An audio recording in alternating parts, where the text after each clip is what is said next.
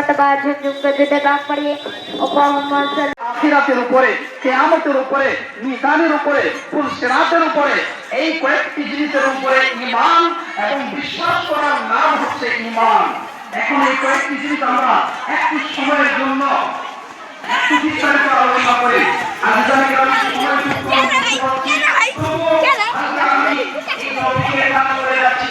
আল্লাহর প্রতি ঈমান নিয়ে আসতে হবে, ঈমান নিয়ে আসার মতো আল্লাহকে মানতে হবে, মানার মতো নবীগণকে, সমস্ত নবী হযরত আদম থেকে আমাদের নবী মুহাম্মদ সাল্লাল্লাহু তাআলা আলাইহি ওয়াসাল্লাম পর্যন্ত যতই নবী এসেছেন সবাইকে বিশ্বাস করতে হবে, বিশ্বাস করার মতো। আল্লাহকে ঈমান নিয়ে কেমন করে, আল্লাহকে বিশ্বাস করব কেমন করে? আল্লাহ হলেন এক, আল্লাহ হলেন অদ্বিতীয়, আল্লাহ হলেন নিরাকার, আল্লাহর কোনো আকার নেই, আল্লাহর কোনো পুতুল নেই, আল্লাহর কোনো মূর্তি নেই। আল্লাহ হলেন এক, অদ্বিতীয়, আল্লাহ হলেন গোটা জগৎকে সৃষ্টি করনেওয়ালা, আল্লাহ হলেন আমাদের রাজিক ও খালিক। এভাবে আল্লাহর প্রতি ঈমান নিয়ে আসতে হবে, আল্লাহকে এক মানতে হবে। আর যদি কোনো ব্যক্তি বলে আল্লাহ এক নয়, আল্লাহ তিনজনের মধ্যে ডিভাইড হয়ে গেছে, যেমন ইসলামকে অবশ্যই জান্নাতে পাঠাবো।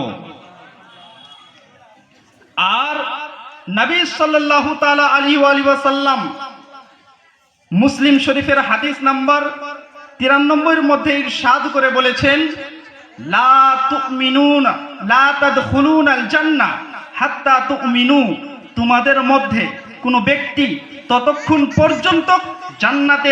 মোদি গোটা আমাদের দেশ পরিচালনা করছে, আমাদের পুরো ওয়েস্ট বেঙ্গল পরিচালনা করছে মমতা ব্যানার্জি।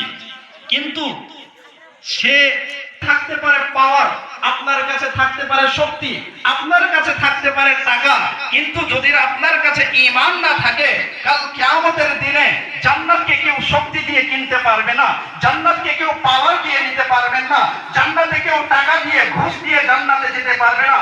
নবী বললেন, তোমাদের মধ্যে কোনো ব্যক্তি ততক্ষণ পর্যন্ত জান্নাত যেতে পারবে না যতক্ষণ পর্যন্ত না ঈমান নিয়ে আসে। ঈমান না নিয়ে আসলে কোনো ব্যক্তি জান্নাত যেতে পারবে না। এই জন্য জানি আমি জান্নাত যাওয়ার জন্য ঈমান হচ্ছে শর্ত, বিনা ঈমান ছাড়া জান্নাত যাবে না। আচ্ছা, ঈমান কাকে বলে? ঈমান যদি আমরা ঈমানকে চিনতে না পারি, ঈমান নিয়ে আসবো কেমন করে? এই কথাটি হযরত জিবরাইল আলাইহিস সালাম নবীর কাছে বুখারী শরীফের হাদিস নম্বর 50, এই হাদিসকে হাদিসে জিবরাইল বলা হয়। হযরত জিবরাইল আলাইহিস সালাম মানুষের রূপ নিয়ে নবীর কাছে এসে সম্মানের সহ বসে গেছেন, যেমন একজন তালিব ইলম, যেমন একজন স্টুডেন্ট নিজের শিক্ষকের সামনে বসে যায়।